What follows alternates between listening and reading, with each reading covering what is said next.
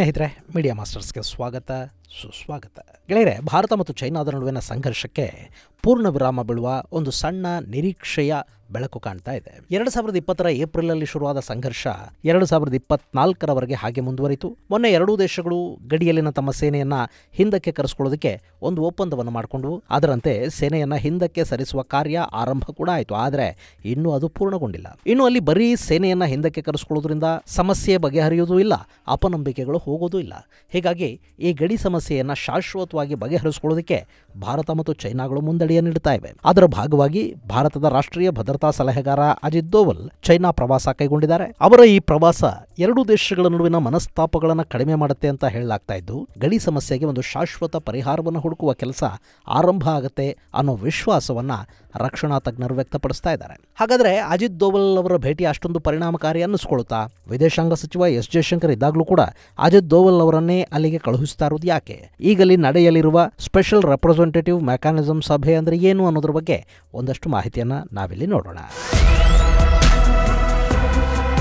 ಗೆಳೆಯರೆ, ಭಾರತ ಮತ್ತು ಚೈನಾದ ನಡುವಿನ ಸಂಘರ್ಷಕ್ಕೆ ಇನ್ನೂ ಕೂಡ ಪೂರ್ಣ ತೆರೆ ಬಿದ್ದಿಲ್ಲ. ಈ ಹಿಂದೆ ಎರಡೂ ದೇಶಗಳ ವಿದೇಶಾಂಗ ಸಚಿವರ ನಡುವೆ ಮಾತುಕತೆಗಳು ನಡೆದವು, ಕೋರ್ ಕಮಾಂಡಿಂಗ್ ಆಫೀಸರ್ಗಳ ಮೀಟಿಂಗ್ಗಳಾದವು, ರಕ್ಷಣಾ ಸಚಿವರ ನಡುವೆ ಮಾತುಕತೆಗಳಾಗಿವೆ. ಚೈನಾದ ಅಧ್ಯಕ್ಷ ಶಿ ಜಿನ್ಪಿಂಗ್ ಹಾಗೂ ಭಾರತದ ಪ್ರಧಾನಿ ನರೇಂದ್ರ ಮೋದಿ ಕೂಡ ಒಂದಷ್ಟು ಮಾತುಕತೆಗಳನ್ನು ನಡೆಸಿದ್ದಾರೆ. ಆದರೆ ಇವತ್ತಿಗೂ ಕೂಡ ಭಾರತ ಮತ್ತು ಚೈನಾದ ಗಡಿಯಲ್ಲಿನ ಸೇನೆಯನ್ನ ಸಂಪೂರ್ಣವಾಗಿ ವಾಪಸ್ಸು ಕರೆಸಿಕೊಳ್ಳೋ ಕೆಲಸವನ್ನ ಎರಡೂ ದೇಶಗಳು ಮಾಡಿಲ್ಲ. ಅಂತಾರಾಷ್ಟ್ರೀಯ ಮಾಧ್ಯಮಗಳು ಹೇಳ್ತಾ ಇರೋ ಪ್ರಕಾರ ಚೈನಾ ಅಲ್ಲಿ 1 ಲಕ್ಷ ಸೇನೆಯನ್ನ ಇಟ್ಟುಕೊಂಡಿದೆಯಂತೆ.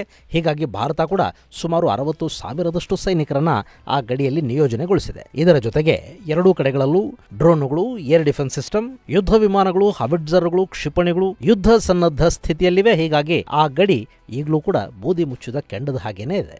ಈ ನಡುವೆ ಗಡಿ ಬಗ್ಗೆ ಮಾತನಾಡೋದಕ್ಕೆ ಚೈನಾದಲ್ಲೊಂದು ಸಭೆಯನ್ನು ಆಯೋಜಿಸಲಾಗಿದೆ. ಅದಕ್ಕೆ working mechanism for consultation and coordination meeting ಅಂತ ಕರೀತಾ ಇದ್ದಾರೆ.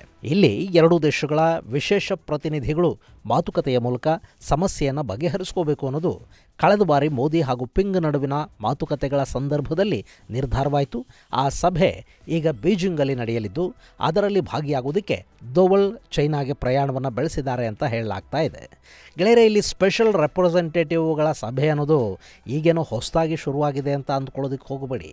ಇದಕ್ಕೂ 2 ದಶಕಗಳ ಸುದೀರ್ಘ ಇತಿಹಾಸ ಇದೆ. ಹಾಗೆ ನೋಡಿದ್ರೆ ಈ ಸ್ಪೆಷಲ್ ರೆಪ್ರೆಸೆಂಟೇಟಿವ್ ಮೆಕ್ಯಾನಿಸಮ್ ಅನ್ನೋದು ಕ್ರಿಯೇಟ್ ಆಗಿದ್ದು 2003ರಲ್ಲಿ. ಅವತ್ತು ಭಾರತದಲ್ಲಿ NDA ಸರ್ಕಾರ ಅಧಿಕಾರದಲ್ಲಿತ್ತು. ಜಾರ್ಜ್ ಫರ್ನಾಂಡಿಸ್ ರಕ್ಷಣಾ ಸಚಿವರಾಗಿದ್ದರು. ಪ್ರಧಾನಿಯ ಹುದ್ದೆಯಲ್ಲಿ ವಾಜಪೇಯಿ ಇದ್ರು. ಅಷ್ಟೊತ್ತಿಗೆ ಭಾರತ ಕಾರ್ಗಿಲ್ ಯುದ್ಧವನ್ನು ಮಾಡಿ ಮುಗಿಸಿತ್ತು. ಅಷ್ಟೇ ಅಲ್ಲದೆ ಅವತ್ತಿನ ರಕ್ಷಣಾ ಸಚಿವ ಜಾರ್ಜ್ ಫರ್ನಾಂಡಿಸ್ ಅವರಿಗೆ ಚೈನಾದ ಗಡಿಯನ್ನು ಭಾರತ ಎಷ್ಟು ನಿರ್ಲಕ್ಷ್ಯ ಮಾಡ್ತಾ ಇದೆ ಅನ್ನೋದರ ಅರಿವು ಕೂಡ ಇತ್ತು. ಹೀಗಾಗಿ ಫರ್ನಾಂಡಿಸ್ ನಮ್ಮ ಮೊದಲ ಶತ್ರು ಚೈನಾನೇ ಹೊರತು ಪಾಕಿಸ್ತಾನ ಅಲ್ಲ ಅಂತ ಹೇಳಿದರು. ನಮ್ಮ ಗಮನ ಚೈನಾದ ಗಡಿಗಳ ಕಡೆಗೆ ಹೆಚ್ಚಿರಬೇಕು, ಅಲ್ಲಿ ಮೂಲಸೌಕರ್ಯಗಳ ಅಭಿವೃದ್ಧಿ ಆಗಬೇಕು, ರಸ್ತೆ ಬ್ರಿಡ್ಜುಗಳ ನಿರ್ಮಾಣ ಆಗಬೇಕು, ಆ ಮೂಲಕ ಸೇನೆಯನ್ನ ಯಾವ ಕ್ಷಣದಲ್ಲಿ ಬೇಕಾದರೂ ಗಡಿಗೆ ತಲುಪಿಸುವ ವ್ಯವಸ್ಥೆಗಳಲ್ಲಿರಬೇಕು ಅಂದ್ರು ಫರ್ನಾಂಡಿಸ್. ಜೊತೆಗೆ ಭಾರತ ಮತ್ತು ಚೈನಾ ನಡುವಿನ ಗಡಿ ಸಮಸ್ಯೆಗಳನ್ನು ಕೂಡ ಎರಡೂ ದೇಶಗಳು ಆದಷ್ಟು ಬೇಗ ಬಗೆಹರಿಸಿಕೋಬೇಕು ಅಂತ ಕೂಡ ಫರ್ನಾಂಡಿಸ್ ಮತ್ತು ಅವತ್ತಿನ ಪ್ರಧಾನಿ ಅಟಲ್ ಬಿಹಾರಿ ವಾಜಪೇಯಿ ಬಯಸಿದ್ರು.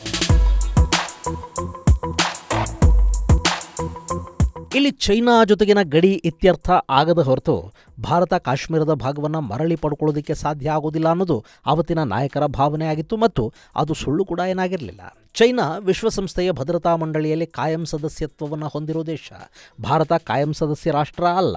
ಹೀಗಾಗಿ ನಾಳೆ ಪಾಕಿಸ್ತಾನದ ಜೊತೆ ಭಾರತ ಕಾಶ್ಮೀರಕ್ಕಾಗಿ ಯುದ್ಧ ಮಾಡಿದರೆ ಚೈನಾ ಅಂತಾರಾಷ್ಟ್ರೀಯ ಮಟ್ಟದಲ್ಲಿ ಭಾರತದ ವಿರುದ್ಧ ಒತ್ತಡ ತಂದು ಅಲ್ಲಿ ಪಾಕಿಸ್ತಾನಕ್ಕೆ ಸಹಾಯ ಮಾಡುತ್ತೆ. ಹೀಗಾಗಿ ಚೈನಾನ ನ್ಯೂಟ್ರಲೈಸ್ ಮಾಡಬೇಕು. ಅದಕ್ಕೆ ಚೈನಾ ಹಾಗೂ ಭಾರತದ ನಡುವಿನ ಸಮಸ್ಯೆಗಳೇನಿವೆ ಅವು ಬಗೆಹರಿಬೇಕು. ಆಮೇಲೆ ಪಾಕಿಸ್ತಾನ, ಬಾಂಗ್ಲಾ ಇವೆಲ್ಲ ಒಂದು ಲೆಕ್ಕನೇ ಅಲ್ಲ. ಇದನ್ನ ಅವತ್ತಿಗೆ ಫರ್ನಾಂಡಿಸ್ ಹೇಳಿದ್ರು. ಅವತ್ತಿಗೆ ಹೂ ಜುಂಟಾವೋ ಚೈನಾದ ಅಧ್ಯಕ್ಷರಾಗಿದ್ರು. ಸೊ ಈ ಸ್ಪೆಷಲ್ ರೆಪ್ರೆಸೆಂಟೇಟಿವ್ ಮೆಕ್ಯಾನಿಸಮ್ ಅನ್ನೋದು ಎರಡೂ ದೇಶಗಳ ನಡುವೆ ಶುರು ಆಯಿತು. ಪ್ರತಿ ವರ್ಷ ಈ ಸಮಿತಿ ಸಭೆಯನ್ನ ನಡೆಸುತ್ತೆ. ಅಲ್ಲಿ ಗಡಿ ಬಗ್ಗೆ, ಗಡಿ ವಿವಾದದ ಬಗ್ಗೆ ಮಾತುಕತೆಗಳಾಗ್ತಾ ಇರುತ್ತವೆ. ಇನ್ನು ಈ ಸಮಿತಿ ಇಲ್ಲಿವರೆಗೆ 22 ಬಾರಿ ಸಭೆಗಳನ್ನು ಮಾಡಿದ್ದು 2020 ನಂತರ ಭಾರತ ಮತ್ತು ಚೈನಾ ನಡುವಿನ ಗಡಿ ಸಂಘರ್ಷವನ್ನು ಕಡಿಮೆ ಮಾಡೋದಕ್ಕೆ ಸೀರಿಯಸ್ ಆಗಿ ಈ ಸಮಿತಿ ಸಭೆಗಳನ್ನು ಮಾಡ್ತಾ ಇದೆ. ಆದರೆ ಇಲ್ಲಿವರೆಗೂ ಕೂಡ ಅದರಿಂದ ಯಾವ ಪ್ರಯೋಜನವೂ ಆಗಿಲ್ಲ. ಇನ್ನು ಈ ಬಾರಿಯ ಮಾತುಕತೆಗಳಿಂದ ಏನಾದರೂ ಬದಲಾವಣೆಗಳಲ್ಲಿ ಆಗಬಹುದು ಅನ್ನೋ ನಿರೀಕ್ಷೆಗಳು ಎರಡೂ ದೇಶಗಳಲ್ಲೂ ಇವೆ. ಗೆಳೆಯರೆ, ಈ ಬಾರಿಯ ಸಭೆಯಲ್ಲಿ ಏನೋ ಒಂದು ಆಗಬಹುದು ಅನ್ನೋ ವಿಶ್ವಾಸಕ್ಕೆ ಕೂಡ ಒಂದಷ್ಟು ಕಾರಣಗಳಿವೆ. ಅದರಲ್ಲಿ ಮೊದಲನೇದಾಗಿ ಈ ಸಭೆಯಲ್ಲಿ ಭಾಗವಹಿಸೋದಕ್ಕೆ ಭಾರತ ಅಜಿತ್ ದೋವಲ್ ಅವರನ್ನು ಕಳುಹಿಸ್ತಾ ಇದೆ. ಹಾಗೆ ಚೈನಾದ ವಿದೇಶಾಂಗ ಸಚಿವ ವಾಂಗ್ ಈ ಕೂಡ ಈ ಸಭೆಯಲ್ಲಿ ಭಾಗವಹಿಸ್ತಾ ಇದ್ದಾರೆ. ಇವರಿಬ್ಬರು ಈ ಹಿಂದೆ ರಷ್ಯಾದಲ್ಲೊಮ್ಮೆ ಪರಸ್ಪರ ಭೇಟಿಯಾಗಿ ಮಾತುಕತೆಗಳನ್ನು ನಡೆಸಿದ್ರು. ಇನ್ನು ಶಿ ಜಿನ್ಪಿಂಗ್ ಹಾಗೂ ನರೇಂದ್ರ ಮೋದಿ ಅವರು ಕೂಡ ಕಳೆದ ಬಾರಿಯ ಬ್ರಿಕ್ಸ್ ಸಮಾವೇಶದಲ್ಲಿ ಗಡಿ ಸಮಸ್ಯೆಯನ್ನು ಇತ್ಯರ್ಥಗೊಳಿಸಿಕೊಳ್ಳುವ ಬಗ್ಗೆ ಒಂದಷ್ಟು ಮಾತುಕತೆಗಳನ್ನು ಮಾಡಿದ್ದಾರೆ. ಇಲ್ಲಿ ಚೈನಾ ಹಾಗೂ ಭಾರತದ ನಡುವೆ ಒಂದು ಸಾಮರಸ್ಯ ಅನ್ನೋದು ಉಂಟಾಗದೇ ಇದ್ರೆ ಬ್ರಿಕ್ಸ್ನ ಉದ್ದೇಶಗಳು ಯಶಸ್ವಿಯಾಗೋದಿಲ್ಲ. ಬ್ರಿಕ್ಸ್ ಕೂಟ ಪಶ್ಚಿಮವನ್ನು ಎದುರಿಸಬೇಕು ಅಂದ್ರೆ ಇಲ್ಲಿ ಚೈನಾ ಹಾಗೂ ಭಾರತದ ನಡುವೆ ಸಾಮರಸ್ಯ ಅನ್ನೋದು ಉಂಟಾಗದೇ ಇದ್ರೆ ಬ್ರಿಕ್ಸ್ನ ಉದ್ದೇಶಗಳೇ ಯಶಸ್ವಿಯಾಗೋದಿಲ್ಲ. ಬ್ರಿಕ್ಸ್ ಕೂಟ ಪಶ್ಚಿಮವನ್ನು ಎದುರಿಸುವುದಕ್ಕೆ ಚೈನಾ ಅಮೆರಿಕಾನ ಮೀರಿ ಬೆಳೆಯೋದಕ್ಕೆ ಕೂಡ ಸಾಧ್ಯ ಆಗೋದಿಲ್ಲ. ಇದು ಚೈನಾಗೆ ತುಂಬಾ ಚೆನ್ನಾಗಿ ಗೊತ್ತಿದೆ. ಹೀಗಾಗಿ ಮೀಸೆಗೆ ಮಣ್ಣು ಮೆತ್ತುಕೊಳ್ಳದ ಹಾಗೆ ಸಮಸ್ಯೆಯನ್ನು ಸರಿಪಡಿಸ್ಕೋಬೇಕು ಅಂತ ಕೂತಿದೆ ಚೈನಾ. ಇನ್ನು ಈ ಬಗ್ಗೆ ಜೈಶಂಕರ್ ಹಾಗೂ ವಾಂಗ್ ಈ ಕೂಡ ರಿಯೋ ಡೆ ಜನೈರೋದಲ್ಲಿ ನಡೆದಿದ್ದ G20 ಸಭೆಯಲ್ಲಿ ಭೇಟಿಯಾಗಿ ಮಾತುಕತೆಗಳನ್ನು ಮಾಡಿದ್ದಾರೆ. ಮೇಲ್ನೋಟಕ್ಕಿಲ್ಲಿ ಎಲ್ಲವೂ ಫಿಕ್ಸ್ ಆದಂತೆ ಕಾಣ್ತಾ ಇದೆ. ಇನ್ನು ಒಂದೆರಡು ಭೇಟಿಗಳಲ್ಲಿ ಈ ಸಮಸ್ಯೆ ಬಗೆಹರಿದು ಬಿಡಬಹುದು ಅನ್ನೋ ನಿರೀಕ್ಷೆಗಳಿವೆ. ಹೀಗಾಗಿ ಈ ಬಾರಿ ಅಜಿತ್ ದೋವಲ್ ಈ ಸಭೆಯಲ್ಲಿ ಭಾಗಿಯಾಗ್ತಾ ಇದ್ದಾರೆ ಅಂತ ರಕ್ಷಣಾ ತಜ್ಞರು ಹೇಳ್ತಾ ಇದ್ದಾರೆ. ಗೆಳೆಯರೆ, ಇಲ್ಲಿ ಗಡಿಯಲ್ಲಿನ ಸಂಘರ್ಷ ಕಡಿಮೆ ಆಗೋದ್ರಿಂದ ಎರಡೂ ದೇಶಗಳಿಗೂ ಕೂಡ ಸಾಕಷ್ಟು ಅನುಕೂಲಗಳಾಗುತ್ತವೆ. ಈ ಯುದ್ಧ ಮತ್ತು ಯುದ್ಧ ಸನ್ನದ್ಧ ಸ್ಥಿತಿ ಎರಡೂ ಕೂಡ ಯಾವುದೇ ದೇಶಕ್ಕೂ ತುಂಬ ಕಾಸ್ಟ್ಲಿ ಅನ್ನಿಸ್ಕೊಳ್ತಾ ಹೋಗುತ್ತೆ. ವಿಪರೀತ ಪ್ರಮಾಣದ ಹಣವನ್ನು ಬಯಸುತ್ತೆ. ಎರಡೂ ದೇಶಗಳ ಸೇನೆಗಳು ತುಂಬ ಕಠಿಣ ಪರಿಸ್ಥಿತಿಯಲ್ಲಿ ಕೆಲಸ ಮಾಡಬೇಕಾಗತ್ತೆ. ಲದಾಖಲ್ಲಿ ಚಳಿಗಾಲದ ಉಷ್ಣತೆ ಕನಿಷ್ಠ ಮಟ್ಟಕ್ಕೆ ಕುಸಿಯುತ್ತೆ. ಇದರಿಂದ ಸೈನಿಕರು ಕೂಡ ಸಾಕಷ್ಟು ಸಮಸ್ಯೆಗಳನ್ನು ಎದುರಿಸಬೇಕಾಗಿ ಬರುತ್ತೆ. ಇದೆಲ್ಲವನ್ನ 4 ವರ್ಷಗಳಿಂದ ಎರಡೂ ದೇಶಗಳು ಅನುಭವಿಸ್ತಾ ಇವೆ. ಈಗ ಅದಕ್ಕೊಂದಷ್ಟು ಪರಿಹಾರಗಳನ್ನು ಕಂಡುಕೊಳ್ಳೋದಕ್ಕೆ ಎರಡೂ ದೇಶಗಳು ಬಯಸ್ತಾ ಇವೆ ಅನ್ನೋದು ಕೂಡ ರಕ್ಷಣಾ ತಜ್ಞರ ಅಭಿಪ್ರಾಯ.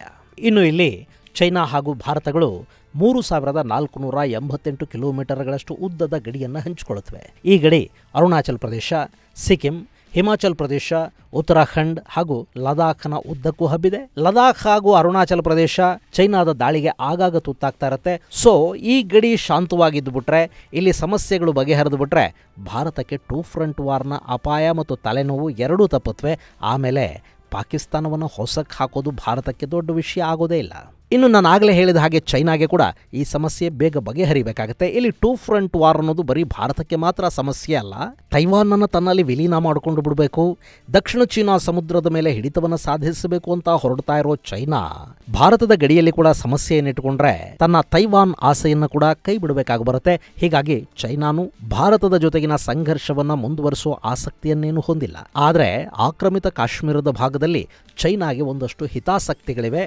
ಅದನ್ನು ಭಾರತ ಹೇಗೆ ನಿಭಾಯಿಸುತ್ತೆ ಅನ್ನೋದರ ಮೇಲೆ ಭಾರತ ಮತ್ತು ಚೈನಾ ನಡುವಿನ ಗಡಿ ಸಮಸ್ಯೆಗಳು ಕೂಡ ಆಧಾರಪಟ್ಟಿರುತ್ತವೆ. ಇನ್ನು ಈಗಾಗಲೇ ಚೈನಾ ರಷ್ಯಾದ ಜೊತೆಗಿನ ತನ್ನ ಗಡಿ ಸಮಸ್ಯೆಯನ್ನ ಅತ್ಯಂತ ಸೌಹಾರ್ದಯುತವಾಗಿ ಪರಿಹರಿಸಿಕೊಂಡಿದೆ. ರಷ್ಯಾ ಹಾಗೂ ಚೈನಾ ನಡುವಿನ ವ್ಯಾಪಾರ ಸಂಬಂಧಗಳು ಹಾಗೂ ದ್ವಿಪಕ್ಷೀಯ ಸಂಬಂಧಗಳು ಕೂಡ ಅತ್ಯುತ್ತಮ ಮಟ್ಟದಲ್ಲಿವೆ. ಅದೇ ಥರದ ಸಂಬಂಧ ಭಾರತ ಮತ್ತು ಚೈನಾ ನಡುವೆ ಉಂಟಾಗಿಬಿಟ್ರೆ ಜಗತ್ತಿನ ಪೂರ್ವ ಭಾಗದ ರಾಷ್ಟ್ರಗಳೇನಿವೆ ಅವೆಲ್ಲ ಕೂಡ ಬಲಿಷ್ಠವಾಗುತ್ತವೆ ಮತ್ತು ಪಶ್ಚಿಮದ ಪಾರುಪತ್ಯವನ್ನ ಆಧಿಪತ್ಯವನ್ನ ಎದುರಿಸೋದಕ್ಕೆ ಪೂರ್ವ ಭಾಗದ ಜಗತ್ತು ಎಲ್ಲ ಸಾಮರ್ಥ್ಯಗಳನ್ನು ಪಡ್ಕೊಂಡ ಹಾಗಾಗತ್ತೆ. ಹೀಗಾಗಿನೇ ಈ ಸ್ಪೆಷಲ್ ರೆಪ್ರೆಸೆಂಟೇಟಿವ್ ಸಭೆ ಅನ್ನೋದು ಈಗ ಜಗತ್ತಿನ ಗಮನವನ್ನು ಸೆಳೀತಾ ಇದೆ. ಎರಡೂ ದೇಶಗಳ ನಡುವಿನ ವೈಮನಸ್ಸು, ಗಡಿ ಸಮಸ್ಯೆಗಳು ಬಗೆಹರಿಲಿ, ಈ ಸಭೆ ಯಶಸ್ವಿಯಾಗಿ ನಡೀಲಿ ಅಂತ ಆಶಿಸೋಣ. ಮುಂದಿನ ಸಂಚಿಕೆಯಲ್ಲಿ ಮತ್ತಷ್ಟು ವಿಶೇಷಗಳ ಜೊತೆ ಮತ್ತೆ ಭೇಟಿಯಾಗೋಣ. ಅಲ್ಲಿವರೆಗೆ ಜೈ ಹಿಂದ್, ಜೈ ಕರ್ನಾಟಕ.